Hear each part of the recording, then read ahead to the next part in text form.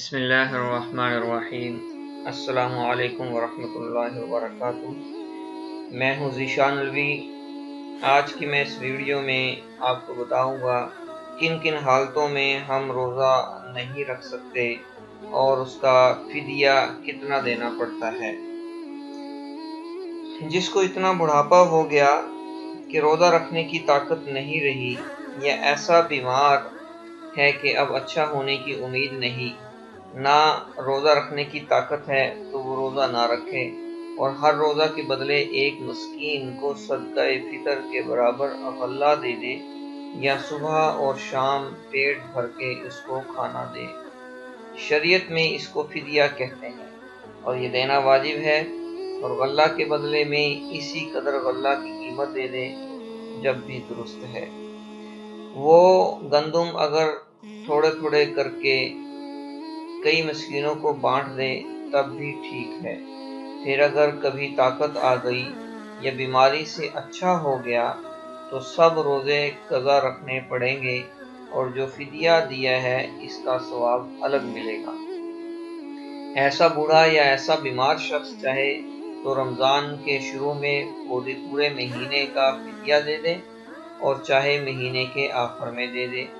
کسی کے ذمے کئی روزے قضا تھے اور مرتے وقت وصیت کر گیا کہ میرے روزوں کے بدلے فدیہ دے دینا، تو اس کے مال میں سے اس کا ولی یا فدیہ دے دے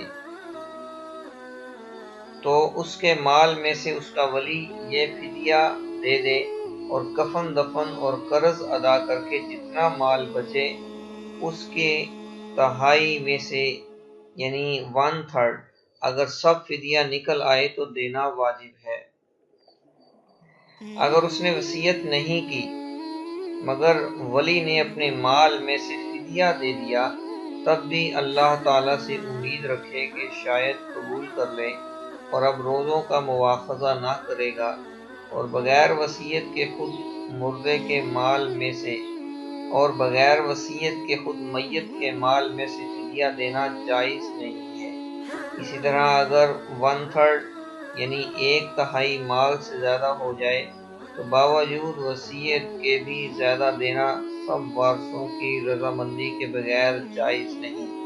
یعنی ایک شخص نے وصیت کی ہے کہ میرے مال میں سے مرتے وقت یا میرے مرنے کے بعد میرے اتنے روزوں کا فدیہ دے دیا جائے، اور اس کا ٹوٹل مال فار ایگزامپل بنتا ہے 10 لاکھ روپے کا، تو اس کا 1/3 بنا 3,33,000 روپے۔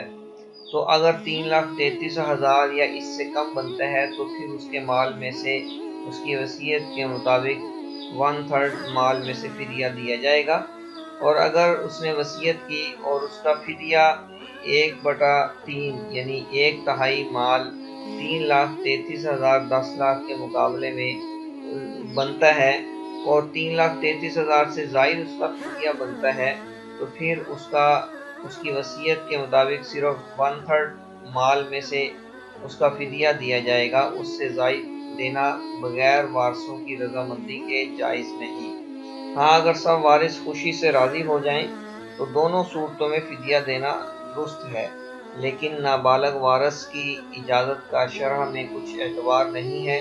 بالغ وارث اپنا حصہ جدا کر کے اس میں سے دے دیں تو درست ہے۔ اگر کسی کی نمازیں قضا ہو گئی ہوں اور وصیت کر کے مر گیا کہ میری نمازوں کے بدلے یہ فدیہ دے دینا، تو اس کا بھی یہی حکم ہے۔ ہر وقت کی نماز کا اتنا ہی فدیہ ہے جتنا ایک روزے کا فدیہ ہے۔ اس حساب سے دن رات کی 5 فرض نمازیں اور ایک وتر، 6 نمازوں کا 1/6 کم 11.25 کلو گندم دے، مگر احتیاطاً پورے 12 کلو دے دے۔ اگر ولی میت کی طرف سے قضا روزے رکھ لے یا اس کی طرف سے قضا نمازیں پڑھ لے تو یہ درست نہیں ہے اور میت کے ذمے نہیں اتریں گی، اس لیے میت کے ذمے اس کی وصیت کے مطابق فدیہ ہی دیا جائے گا۔ ولی اس کی طرف سے روزے اور نمازوں کی قضائی خود نہیں دے سکتا۔ اگر آپ میری اس ویڈیو سے انسپائر ہیں، سبسکرائب کر کے مجھے انسپائر کریں۔ ہم آئندہ آپ سے اگلی ویڈیو میں ملاقات کرتے ہیں۔ اللہ حافظ۔